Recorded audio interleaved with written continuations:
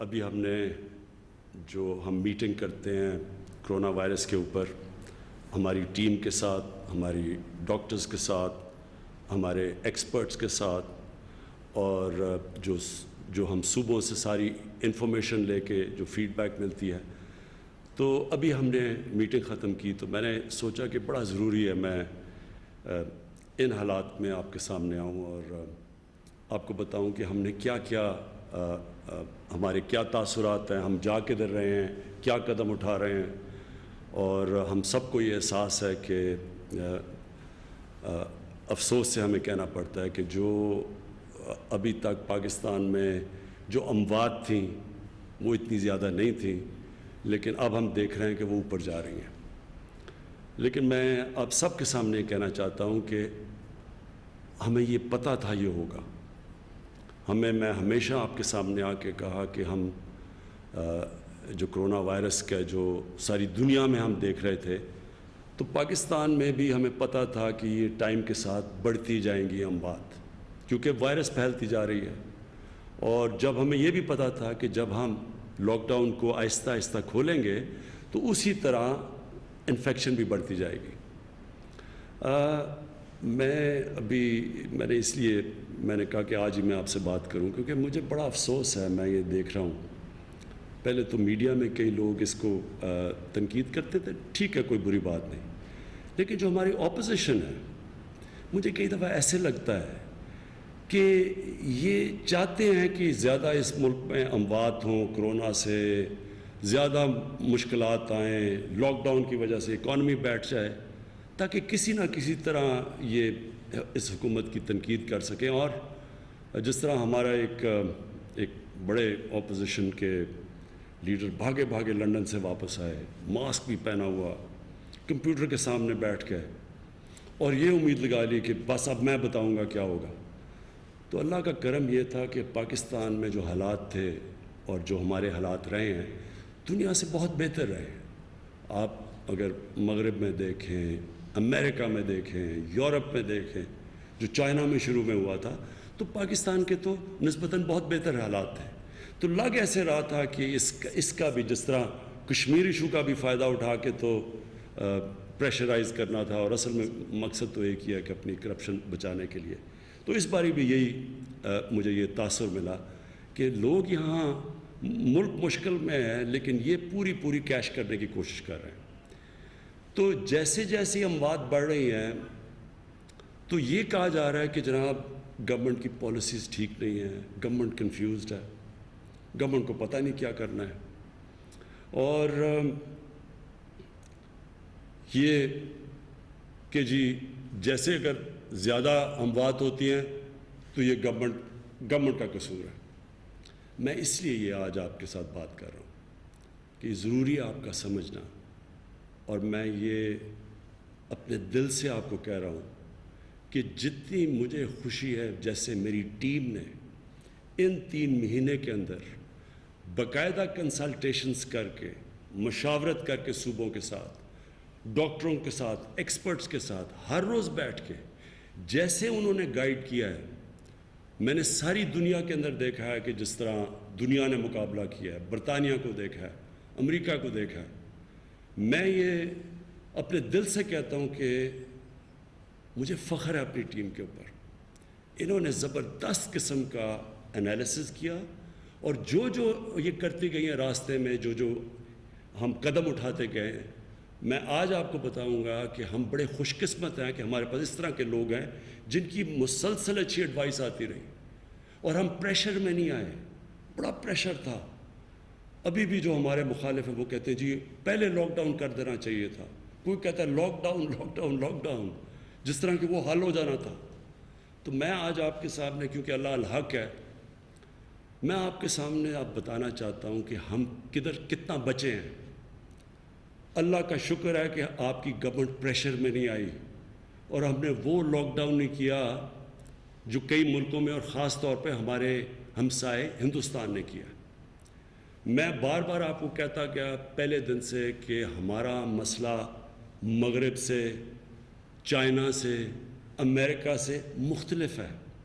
کیونکہ 25% پاکستانی غربت کی لکیر سے نیچے ہے. تو جب ہم لاک ڈاؤن کرتے ہیں تو ہمیں یہ سوچنا چاہیے کہ لاک ڈاؤن کا تو اثر عذاب ہی غریب کے اوپر آتا ہے. میں تو آپ کو پہلے دن سے کہتا رہا کہ ہمیں تو یہ ہے کہ ایک طرف سے ہم نے لوگوں کو کورونا سے بچانا ہے, دوسری طرف سے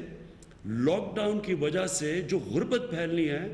اور غربت کی وجہ سے لوگوں نے مرنا ہے اس سے بچانا ہے. میں پہلے دن سے آپ کو کہہ رہا ہوں. اور ہمارے جو مخالف تھے وہ تنقید کرتے رہے اور مجھے بڑا برداشت کرنی پڑی. پہلے 4 ہفتے جو مسلسل تنقید کی کہ جی لاک ڈاؤن ٹھیک نہیں کر رہا, پتہ نہیں ہے اس کو کیا کرنا ہے وغیرہ وغیرہ. آج ذرا دیکھیں, اللہ الحق ہے, آج ایک سروے چھپی ہے اور میں یہ چاہتا ہوں آپ کے سامنے رکھنا چاہتا ہوں. ہندوستان کے اندر جب انہوں نے لاک ڈاؤن لگایا, اور آپ کو پتہ ہے ہندوستان نے لاک ڈاؤن کیسے کیا, ایک دم انہوں نے جو مجھے کہا جا رہا تھا انہوں نے کرفیو لگا دیا, بند کر دیا ہندوستان. اب آپ کے سامنے اس لاک ڈاؤن سے کیا ہوا ہندوستان کے لوگوں کو, میں چاہتا ہوں ذرا یہ آپ یہ سنیں. سروے کی گئی ہے ہندوستان کے اندر, اور یہ سروے کس نے کی ہے, اس میں ایکسپرٹس تھے university of Pennsylvania, the university of Chicago, اور ممبئی بیسڈ ایک مانیٹرنگ دا انڈین اکانومی ایک ان کی آرگنائزیشن ہے, CMIE. انہوں نے سروے میں کیا چیزیں سامنے آئیں, یہ اس لاک ڈاؤن جو انہوں نے بڑا سخت لاک ڈاؤن کیا, جو مجھے کہا جا رہا تھا کرو پاکستان میں, اور ابھی بھی تنقید کر رہے ہیں کہ اگر وہ کر دیتے تو یہاں شاید اتنی تیزی سے نہ پھیلتی, یا اب جو پھیل رہی ہے تیزی سے تو پاکستان میں نہیں پھیلی اللہ کے کرم سے. پہلی چیز, 84% ہندوستان کے گھرانے ان کی آمدنی میں نقصان ہوا ہے لاک ڈاؤن سے. لیکن یہ اتنا خوفناک بات نہیں ہے. جو اگلی بات ہے, 34% گھرانے, یعنی جو نچلا غریب طبقہ, 34% گھرانوں کے اندر آج یہ صورتحال ہے یہ سروے کے مطابق کہ اگر ان کو اس وقت امداد نہ کی گئی وہ گزارا نہیں کر سکیں گے اگلے 2 ہفتے میں. اگر 2 ہفتے میں امداد نہ کی گئی وہ گزارا نہیں کر سکیں گے. یہ سروے کہہ رہی ہے کہ اس لاک ڈاؤن کی وجہ سے جو آج وہاں حالات ہیں. اور اس کے علاوہ تقریباً 3 کروڑ نوجوان جو 20 سال کی 30 اور 20 سال کے درمیان ہیں ان کی نوکریاں چلی گئی ہیں, 3 کروڑ لوگوں کی. لیکن جو اس سروے کے اندر چیز آئی ہے کہ جو امیر طبقہ تھا اس کو کوئی فرق نہیں پڑا, ان کو لاک ڈاؤن سے کوئی فرق نہیں پڑا. جو میں آپ کو کہتا رہا کہ آج اگر عمران خان کو کہہ دے لاک ڈاؤن ہے, میں اپنے گھر میں لاک ڈاؤن ہو جاتا ہوں, مجھے کیا فرق پڑتا ہے؟ مجھے اگر تنخواہ بھی مل رہی ہے, تنخواہ بھی مجھے مل رہی ہے, لاک ڈاؤن بھی ہوں, میری تو چھٹی ہے. لیکن غریب گھرانوں کا, میں آپ کو پہلے دن کہہ رہا تھا کہ کچی آبادیوں کا سوچو, دیہڑی دار کا سوچو, ان کا آج یہ ہندوستان میں یہ حال ہے. آج پاکستان کیوں بچا؟ نہیں تو ہمارا بھی اسی طرح کا حال ہونا تھا. ہم کیوں بچے؟ ایک تو ہم بچے یہ کہ ہم نے پوری طرح لاک ڈاؤن نہیں کیا, ہم نے بڑی جلدی اپنی کنسٹرکشن کھول دی, ہم نے دیہاتی علاقوں میں کہا کہ جو اناج کی جو بھی کچھ کر رہا ہے دیہات کے اندر اس کو نہ ہاتھ لگایا جائے. اس سے ہم بچے. اور دوسری چیز, اور مجھے بڑا فخر ہے اس کے اوپر, کہ جس طرح ہم نے پیسہ بانٹا, ہم نے تقریباً 120 ارب روپیہ بانٹا تقریباً 1 کروڑ 20 لاکھ خاندانوں میں, اور سب سے جو غریب خاندان تھے اس کی وجہ سے بھی آج ہمارے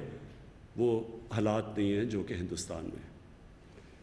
میں دوسری بات آپ سے جو کرنا چاہتا ہوں وہ یہ کہ یہ آنے والے دنوں میں بدقسمتی سے مجھے افسوس سے کہنا پڑتا ہے کہ یہ اب اموات پاکستان میں بڑھیں گی. یہ ساری دنیا کے اندر جو کرونا وائرس کا آپ اگر دیکھیں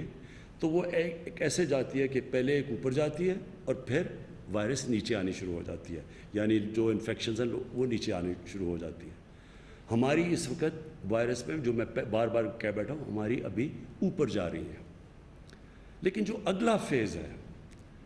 میں پہلے یہ بتاؤں گا کہ ہم کیا کر رہے ہیں. پھر میں بار بار آپ سے یہ کہوں گا کہ جو میں آپ سے امید لگا رہا ہوں، دیکھیں یہ ایک مشکل وقت ہے، ساری دنیا پہ مشکل وقت آیا ہوا ہے، جو قومیں مل کے اس کا مقابلہ کریں گی ان کا وقت اتنا مشکل نہیں ہوگا بنسبت ان قوموں کے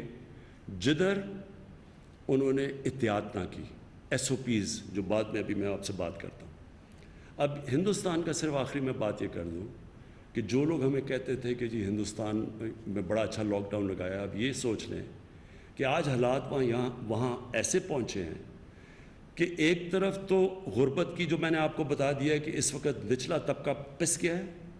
دوسری طرف ان کے جو ہسپتال ہیں ممبئی میں اور جو دلی میں، وہاں جگہ نہیں مل رہی لوگوں کی، یعنی ان کی انفیکشنز بھی بڑھ رہی ہیں، ان کی اموات بھی بڑھ رہی ہیں، لیکن اس کے باوجود وہ اس نتیجے پہ پہنچے ہیں کہ اب وہ مزید لاک ڈاؤن نہیں کر سکتے، وہ لاک ڈاؤن بھی کھولتے آ رہے ہیں،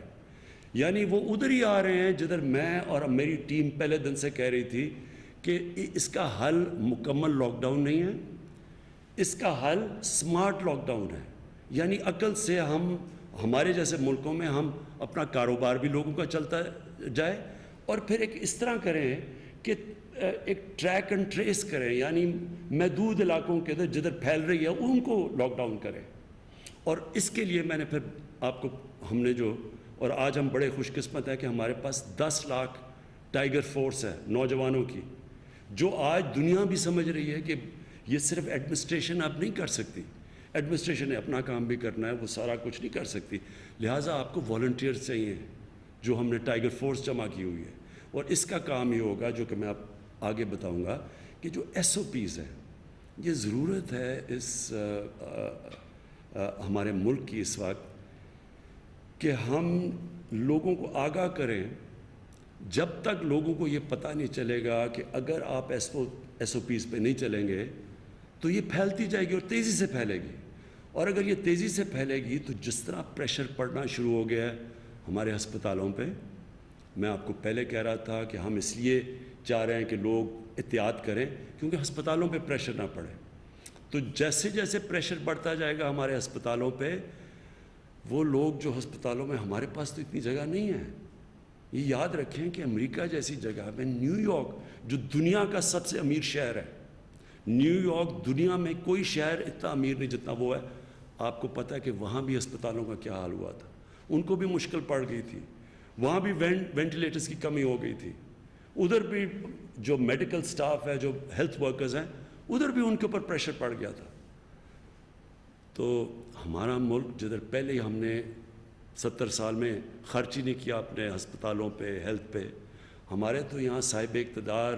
ان کا تو کھانسی بھی ہوتی تھی تو وہ باہر چلے جاتے تھے، جو باہر علاج کرواتے ہیں، جن کو پتہ ہی نہیں کہ پاکستان میں ہیلتھ سسٹم کے کیا حالات ہیں اور کتنا یہاں خرچے کی ضرورت ہے یا کتنی ضرورت ہے ان کو ٹھیک کرنے کی، جو ہسپتال اچھے تھے جب آزاد ہوا ہے پاکستان، گورنمنٹ ہاسپٹل، آہستہ آہستہ سب کو پتہ ان کا کیا حال تھا، کیونکہ صاحب اقتدار کو تو فکر ہی نہیں تھی، ان کو تو اپنے باہر علاج کروانے تھے۔ تو اس لیے یہ آپ نے سمجھنا ہے، وہ میں آخر میں بھی آپ سے بات کروں گا کہ کتنا ضروری ہے اس وقت اس قوم کو سمجھنا کہ اگر ہم ایس او پیز پہ نہیں چلیں گے، اگر ہم احتیاط نہیں کریں گے تو اس کے پھر آگے اثرات جو ہمارے ہسپتالوں پہ پڑیں گے، اور جو پھر آگے بیچارے لوگ ہوں گے جو بچ بھی سکیں گے، جو ہمارے بزرگ ہیں، جو بیمار لوگ ہیں، جن کو ضرورت پڑے گی ہسپتالوں کی، ہم ان کی جانوں خطرے میں ڈال رہے ہیں۔ میں ابھی صرف پہلے آپ کے سامنے یہ رکھوں کہ ہم اب کیا کرنے جا رہے ہیں۔ پہلے تو میں آپ کو یہ بتانا چاہتا ہوں کہ اب سے میں نے فیصلہ کیا ہے کہ میں یہ پرائم منسٹر آفس سے میں سارے ملک کا جائزہ لوں گا کہ ایس او پیز کے اوپر، یعنی جو ہم نے شرائط دی ہیں کہ جو بھی اگر دکانیں کھلنی ہیں تو کیا ان کو کن کنڈیشنز کے اوپر، کن ایس او پیز پہ چلنا ہے، وہ اب میں یہاں سے مانیٹر کروں گا۔ اور میں آج مثلا میرے پاس رپورٹ آ گئی ہے پنجاب میں، سندھ میں کتنے ایس او پیز کے اوپر عمل کیا گیا ہے، خیبر پختونخوا میں، تو ہر جگہ پہ اب میرے پاس رپورٹ ہے کہ مسجدوں میں کتنا احترام کیا جا رہا ہے، اگر عدالتوں میں لوگ جا رہے ہیں تو اس پہ کتنا احترام کیا جا رہا ہے، پبلک آفیسز میں، پارکس کے اندر، پبلک پارکس کے اندر، انڈسٹری کے اندر، شاپنگ مالز کے اندر، دکانوں کے اندر، لوکل ٹرانسپورٹ جب چل رہی ہے تو اس کے اوپر لوگ کتنا عمل کر رہے ہیں، اور انٹر سٹی کے اندر، پرائیویٹ ٹرانسپورٹ کے اندر. یہ اب میرے پاس ہر روز رپورٹ آیا کرے گی، اور اس رپورٹ کے اوپر ایڈمنسٹریشن کے ساتھ مل کے اور اپنی ٹائیگر فورس کے ساتھ مل کے ہم ایکشن لیں گے. ہمیں جب پتہ چلے گا کہ کوئی کون سا صوبے میں اگر نئی کام ان کے اوپر عمل کیا جا رہا، پھر ان کو بند کیا جائے گا. جو سمارٹ لاک ڈاؤن کا مطلب یہ تھا کہ ادھر سے جدھر سے پھیل رہی ہے اس جگہ کو بند کر دیا جائے گا. تو لہٰذا جو میں سب سے آج جو ہمارے دکاندار ہیں، ہمارے مالز پہ ہیں، ہمارے ٹرانسپورٹ پہ جتنے بھی لوگ ہیں، جو بھی مینیجرز ہیں، میں آج آپ سب کو کہہ رہا ہوں کہ یہاں سے مانیٹر کیا جائے گا، اور جو عمل نہیں کیا جائے گا وہاں بند کر دیا جائے گا. ان کو اگر وہ دکان ہے وہ نہیں کر رہی تو دکان کو بند کر دیا جائے گا، مال ہے تو اس کو بند کر دیا جائے گا، فیکٹری نہیں کر رہی تو اس کو بند کر دیا جائے گا. اگر ایک محلے میں ہم دیکھ رہے ہیں کہ پھیل رہا ہے اور محلے والے نہیں کر رہے، اس ایریا کو کارڈن آف کر دیا جائے گا. اور یہ جو ہماری فورس ہوگی یہ مدد کرے گی، جو ٹائیگر فورس ہے یہ مدد کرے گی ایڈمنسٹریشن سے لوگوں کو عمل کروانے پہ. اب تک اتنا ہم نے زور نہیں ڈالا کیونکہ ہم دیکھ رہے تھے، پہلے تو ہمیں ڈیٹا گیدر کر رہے تھے. تو اب جو ہمارے پاس ڈیٹا آ رہا ہے، میں آپ کو آج کہنا چاہتا ہوں کہ ہم اب سختی کریں گے. میں یہاں سے بیٹھ کے پورا جائزہ بھی لوں گا اور پوری طرح اپنی ایڈمنسٹریشن کے ذریعے پوری اب سختی کروں گا. اس کے علاوہ میں آج آپ کو بتانا چاہتا ہوں کہ اور ہم کیا کرنے جا رہے ہیں. پہلے تو جو سب سے زیادہ پریشر پڑا ہوا ہے ہمارے ہیلتھ ورکرز کے اوپر، ان کے لیے اب ہم ایک اسپیشل پیکج تیار کر رہے ہیں. میں اپنے ڈاکٹرز، اپنے نرسز، جو ہاسپٹلز میں کام کرنے والے ہیں، سارا جو عملہ ہے، میں آج سب کو یہ کہنا چاہتا ہوں کہ دیکھیں یہ مشکل وقت ہے، یہ آپ اللہ کا کام کر رہے ہیں. مجھے پتہ ہے کہ آپ کے اوپر پریشر ہے، اور ہمیں یہ بھی پتہ ہے کہ چانس آپ کو زیادہ ہے وائرس لگنے کی. لیکن میں صرف آپ کو یہ کہہ سکتا ہوں کہ اب تک جو ہم دیکھ رہے ہیں، پاکستان میں جو اموات ہوتی ہیں، جتنی انفیکشنز ہیں، دنیا میں سب سے کم ہے. بہت کم لوگ، 1% سے بھی نیچے جو لوگ، اور وہ بھی وہ ہوتے ہیں یا تو زیادہ بوڑھے ہوں یا ان کو پہلے سے کوئی بیماری ہو، بلڈ پریشر ہو یا ڈائبٹیز ہو. لیکن اس کے علاوہ میں اپنے ہیلتھ ورکرز کو خاص کہنا چاہتا ہوں کہ دیکھیں اس کو آپ نے جہاد سمجھنا ہے. گورنمنٹ کی طرف سے میں آپ کو کہتا ہوں ہم آپ کی ہر مدد کرنے کے لیے تیار ہیں، اور ہم آپ کے لیے اب ایک انشاءاللہ اسپیشل پیکج لے کے آ رہے ہیں. دوسرا ایک اور ہم کام کر رہے ہیں کہ اب ہم ڈیٹا مینیجرز سارے پاکستان کے ہسپتالوں کے اندر دے رہے ہیں. یہ ڈیٹا مینیجرز ہمیں سارا مسلسل اب فیڈ بیک دیں گے، کیونکہ جو ہمارا جب تک ہمارا ڈیٹا ایکوریٹ نہیں ہوتا، جب تک ہمیں انفارمیشن صحیح نہیں ملتی، تو اس کے تب تک ہم قدم بھی صحیح نہیں اٹھا سکتے، سٹیپس نہیں لے سکتے. تو اب میں نے یہ فیصلہ کیا ہے کہ ہم ہر ہاسپٹل کے اندر اپنے ڈیٹا مینیجرز کو بھیجیں گے جو ہمیں مسلسل فیڈ بیک دیں گے. میں اپنے لوگوں کے لیے میں بتانا چاہتا ہوں کہ یہ جدھر آج ہم کھڑے ہیں، اور جب یہ کرونا وائرس شروع ہوئی تھی مارچ میں، تو تب سے اب تک ہمارا سفر کیا ہے یا ہم نے کیا کیا قدم اٹھائے. لوگ پوچھتے ہیں کہ جناب آپ نے کیا کیا جب سے آپ آئے ہیں. جب یہ شروع ہوئی کرونا وائرس، تو صرف پاکستان میں 2 ٹیسٹنگ لیبارٹریز تھیں جو ٹیسٹ کرتی تھیں کرونا وائرس کی. سارے پاکستان میں 2 تھیں. آج 107 ہیں. جب شروع ہوا تھا تو ہمارے پاس صرف 500 ٹیسٹ کی کیپیسٹی تھی. آج ہم 4 گھنٹے میں 25,000 ٹیسٹ کر سکتے ہیں، اور ہمارے پاس کیپیسٹی 12 لاکھ ٹیسٹ کی کیپیسٹی ہو گئی ہے. جب یہ شروع ہوئی تھی تو سارے پاکستان میں کتنے وینٹیلیٹرز تھے، جو ICU بیڈز کے ساتھ وینٹیلیٹرز ہوتے ہیں، 2800 تھے.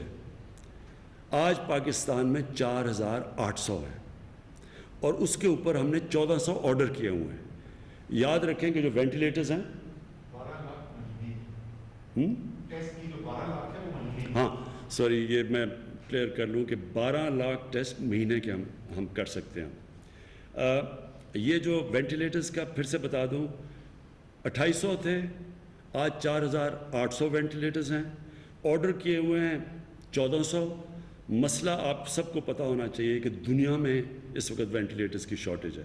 پاکستان میں کوشش کر رہے ہیں, ابھی ٹرائلز کر رہے ہیں کہ پاکستان میں وینٹیلیٹرز بنائے جائیں, لیکن ان کی ابھی ٹیسٹنگ ہو رہی ہے, تو ابھی تک ہم کہہ نہیں سکتے کہ پاکستانی وینٹیلیٹرز ہم استعمال کر سکتے ہیں یا نہیں.